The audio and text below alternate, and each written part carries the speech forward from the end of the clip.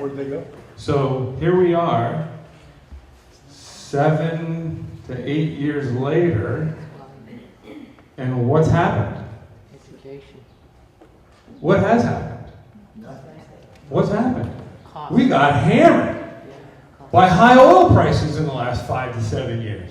How does that make you feel? Does that make you feel like the utility cares about you? Raise your hand if you trust Hawaiian Electric. Today, we feature the latest from Parker Ranch and Paniolo Power and their bold effort to pursue renewable energy and lower electricity rates for North Hawaii and perhaps all of Hawaii Island. Parker Ranch CEO Dutch Kuiper and Jose Dizon made a presentation to the Waimea Community Association during a meeting Thursday night. Is there anything that we can do as a community? And it's probably the one thing that I get asked about more than anything. In October 2013, Parker Ranch created buzz when it began working on its own integrated energy resource plan. Is to build case studies of what we could do with the resources that we have control over. And some of those ideas may require regulatory change or legislation. In April 2014, Kuiper returned to the Waimea community with news about Paniolo Power Company. And it's what I would call a utility-grade integrated resource plan. Does anybody know what an integrated resource plan is? An integrated resource plan is generally, at least in this state, a plan that the utility has to prepare every 5 years and submit to the PUC explaining where they're going to get their energy from for the next 5 years and the next 20 years.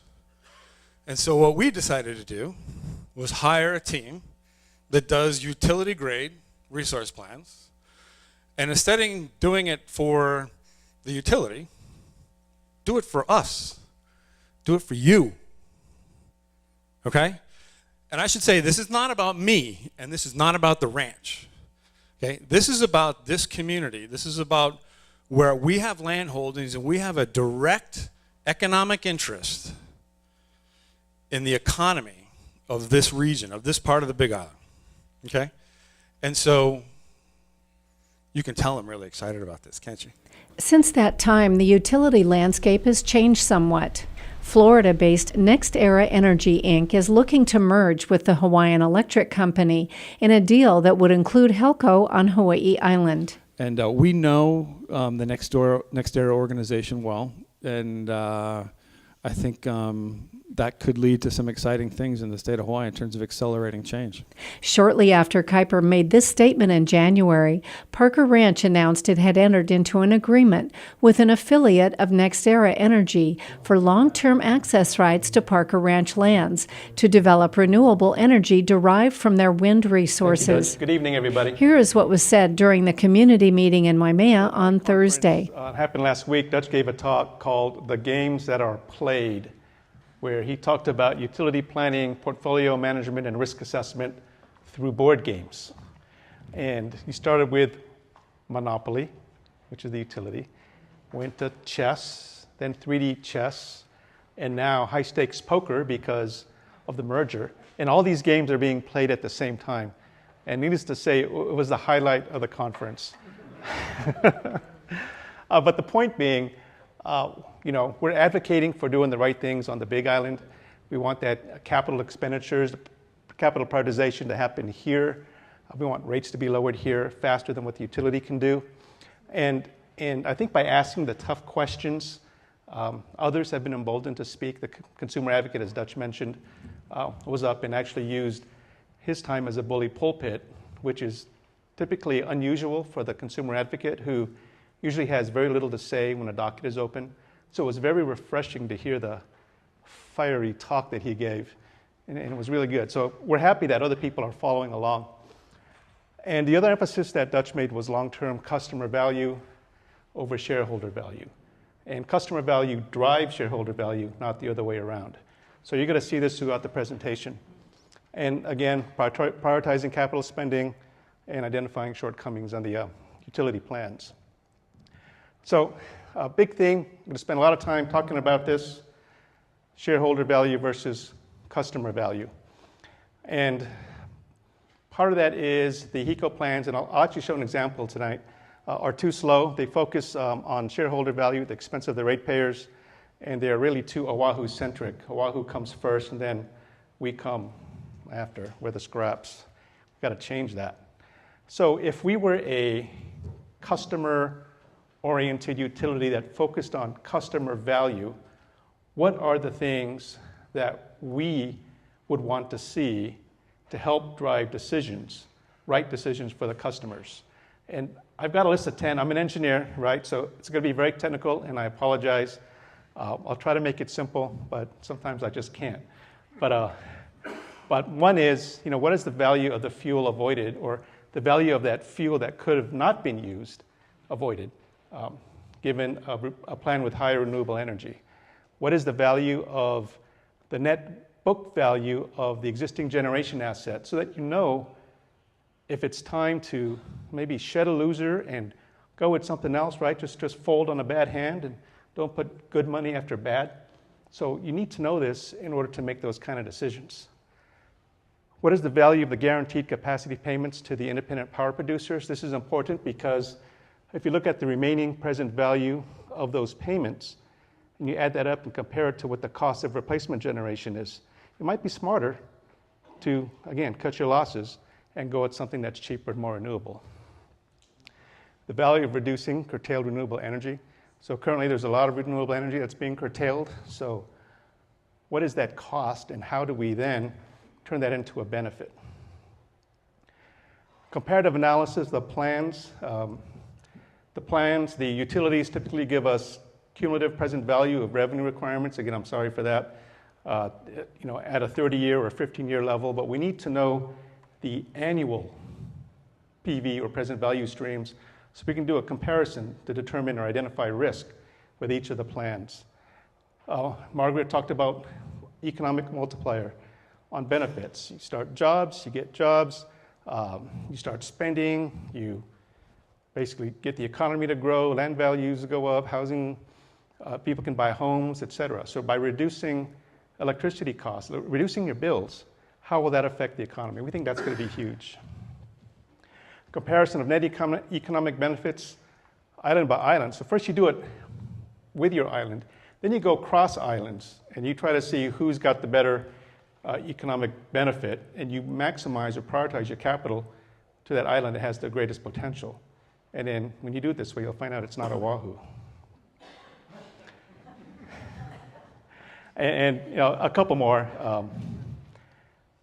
but you kind of get the idea. I mean, there are things other than what the utility currently does that would shed light on a lot of the different ways on how the utility comes up with plans, and we'll give you probably a better answer.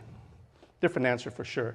And the key to all this, or what we're seeing, is if you accelerate the transition to renewable energy, and if you accelerate the retirement of fossil fuel units, you're going to come up with a better plan.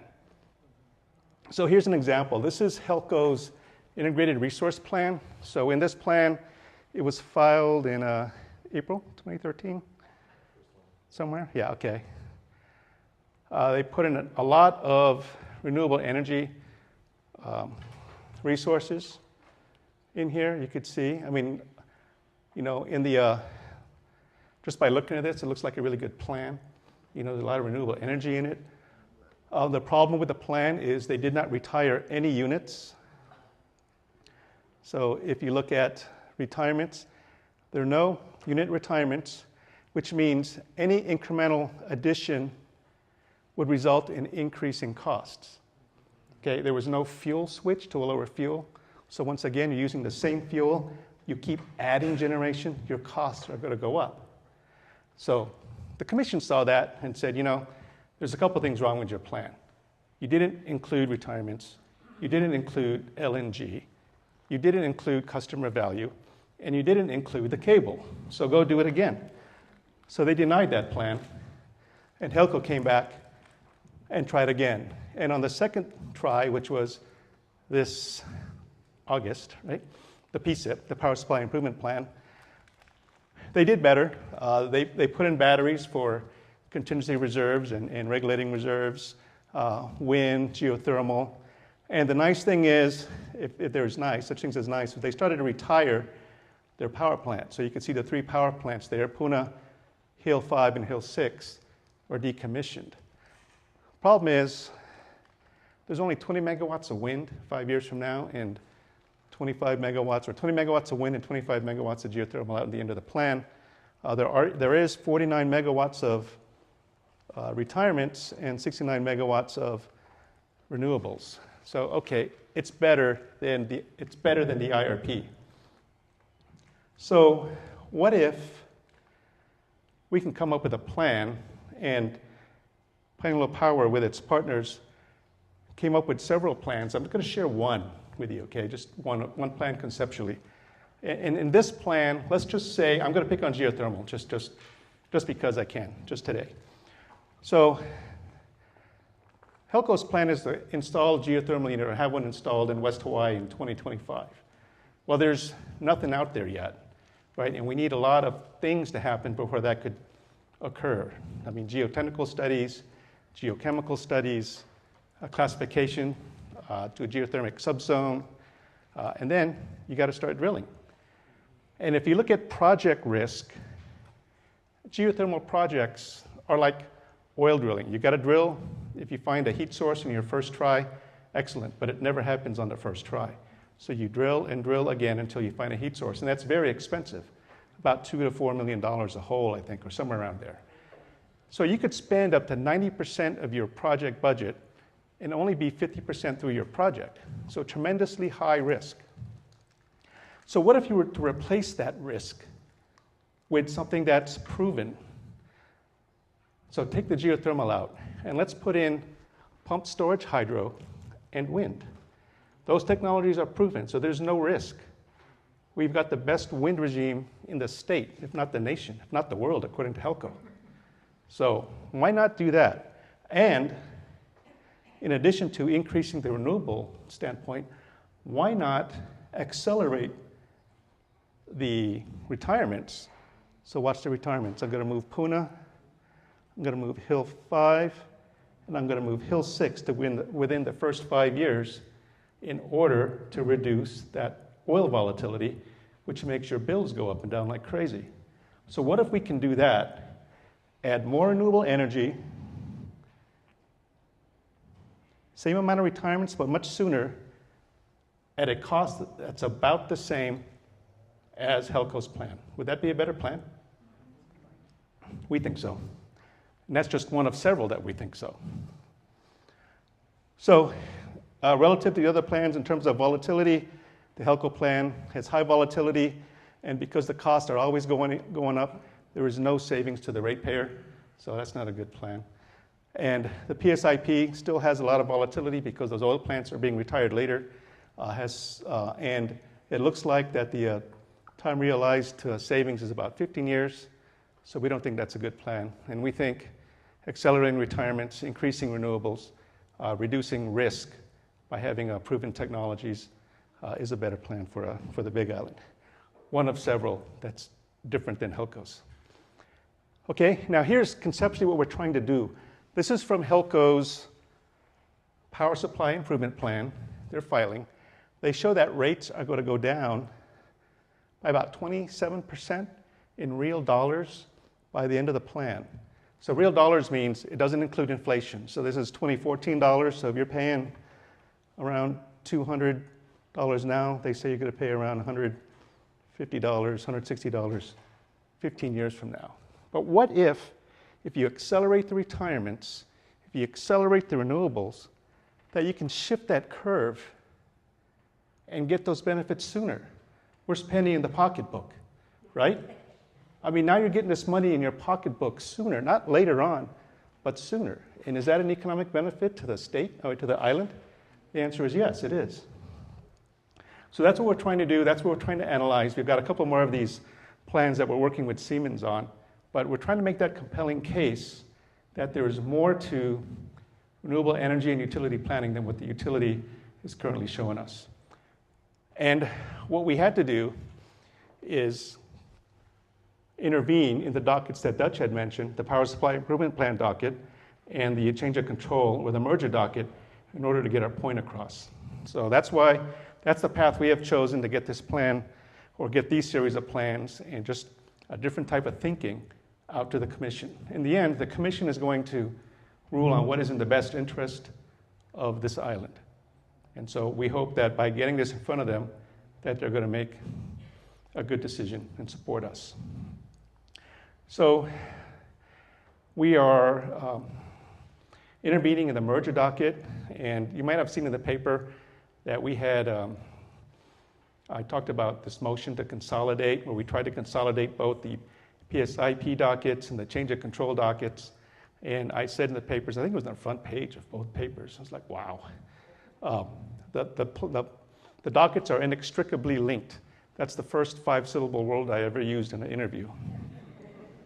And so I think we made a great case. The commission ultimately denied it, and we thought that our chances of getting it was going to be pretty slim anyway, but they denied it, and we respect their decision. But what we learned from this is that there were a lot of parties that supported us. More than half, not more than half, but we got the majority of those that filed a position were for us than against us. So that kind of sent a signal that we are willing to take a chance and push hard, and there are others who are willing to follow. So we're going to try to lead this docket, and hopefully lead it for the better of all of us. So regulatory dockets are very complex. I mean, this is like law school. This is horrible, right? I'm an engineer and I got to go to law school. But basically, you've got the statement of the issues, you've got testimony, discovery, testimony from the others, more discovery, more testimony, rebuttal testimony, evidentiary hearing, and then the final decision and order from the commission. So we're at this stage, number one, statement of the issues, and the commission just recently, today, issued their statement. We received it today, but it was filed yesterday. It takes a day to get on their website. So basically they're saying the testimony, direct testimony of the applicants, that's HECO and Nextera, have to be filed by April 13. And the direct testimony of the interveners, which is us, will be filed by July 20. But in between then, we are going to be asking questions of their testimony. And there's 28 parties in this whole thing, so there's going to be a lot of questions asked. So it's going to be, well, I'll explain it later. It's just going to be a lot of work. And then the consumer advocate provides testimony on August 10, and then the applicant's responsive or rebuttal testimony August 31. So it's going to take a significant amount of our time, given that there's 33 parties, 28 interveners. And with all due respect to my media friends, 33 parties plus spin plus legalese plus media equals circus. So you can hear some things off and on, but the objective is to win the war, not every battle. Okay, and for the power supply improvement plan docket, like Dutch said, we are just waiting on the commission to allow us to intervene, or to allow all the other 24 parties to intervene. So we're waiting for that. So here's where we stand. Back in April, we made a presentation to the Community Association on the plans and what we can do with the microgrid. Coming up to last October, where we announced that we're going to intervene in the docket, in the PSIP dockets. Nextera announces the merger. We file our motion to intervene in the merger docket. And now what we're going to do is participate in this docket. We think it's going to take, the utility wants this to end by the end of the year, 12 months, 12 to 18 months, I think is that time frame what they're looking for, but they prefer to have a non-appealable decision and close the deal in a year. So it's got to go fast. The commission the commission basically said August 31 to do all the written filings, so it's going to be really fast. So that's all I have.